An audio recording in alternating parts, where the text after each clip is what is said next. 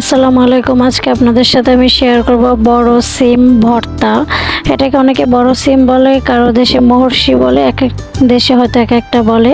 যাই হোক, এই বড় সিমটাকে প্রথমে আমি সুন্দর করে কেটে নেব। এটা সিমের যেমন দুই পাশে আঁশ থাকে, এই বড় সিমেরও দুই পাশে আঁশ থাকে এবং চারপাশে আরও আঁশ থাকে। সেই আঁশগুলি সুন্দর করে আমি কেটে নেব, একটু রাখবো না, কারণ একটু একটু আঁশ থাকলে যেহেতু আমি ব্লেন্ডারে ভর্তা করবো, আঁশগুলি আমার ব্লেন্ডারে মানে পেঁচিয়ে যাবে। এই কারণে আমার আঁশগুলি সব ভালো করে ফেলে দিতে হবে। সুন্দর করে আঁশগুলি সিমটা কেটে নিয়ে টুকরো টুকরো করে কেটে নেব। তারপর এটাকে ধুয়ে নেব, ধুয়ে তারপর কড়াইতে এটাকে আমি তেলের ভিতরে একটু হলুদ গুঁড়া, একটু লবণ দিয়ে আর আমি সেদ্ধ করব। সাথে আমি এখন পানি দিয়ে দেবো পর্যাপ্ত পরিমাণে, যাতে এটা সেদ্ধ হয়ে যায়। এখন আমি এটাকে ঢেকে দেব সেদ্ধ হওয়ার জন্য। এটা সেদ্ধ হওয়ার জন্য আমি অপেক্ষা করব, আর পানিগুলি সব শুকিয়ে যাবে।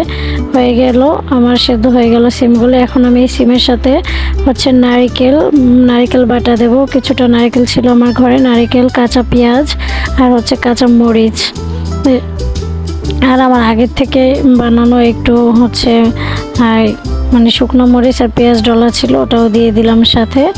সব কিছু একসাথে করে আমি ব্লেন্ডারে দিয়ে দিলাম। ব্লেন্ডারে দিয়ে তারপরে আমি একটু করে ব্লেন্ড করব। যেহেতু আমি পানি ছাড়া ব্লেন্ড করব, ভর্তার ভিতরে আমি আর কোনো পানি দেব না, তাই আমার ব্লেন্ডার করার সময় একটু ধৈর্য সহকারে ব্লেন্ড করতে হবে। অনেক বেশি সময় নিয়ে আমার ব্লেন্ডারটা করতে হবে। যে দেখেন, আমি একটু সময় ব্লেন্ড করে নিয়েছি, তারপর আবার চামচ দিয়ে নাড়া দিচ্ছি। তারপরে আবার আমি ব্লেন্ড করব, আবার নাড়া দেবো। এরকম করে একটু 3-4 বার করতে হবে। এরকম করতে করতে একটা সময় দেখবেন আপনার সম্পূর্ণ সিমটা ব্লেন্ড হয়ে গেছে। আর এর মধ্যে আমি একটু ভর্তাটা টেস্ট করে দেখলাম, আমার লবণ এবং ঝাল আর একটু দরকার, মানে ঝালটাও কম হয়েছে, লবণটাও কম হয়েছে। সেক্ষেত্রে আমি আবার একটু লবণ আর 3-4টা মরিচ দিয়ে দিলাম, কাঁচা মরিচ।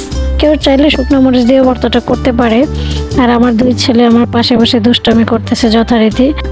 ভর্তাটা করাটা অনেকটাই শেষ পর্যায়ে, এখনও আমার মরিচ দুটো বাকি আছে, যে ভালো মতো গলেনি। তো এভাবেই আমি আমার ভর্তাটা করে নিব। আর ভর্তাটা বিশ্বাস করেন খেতে অসাধারণ হয়েছে, জাস্ট এক কথায় মানে কি বলবো, খুবই টেস্টি হয়েছে।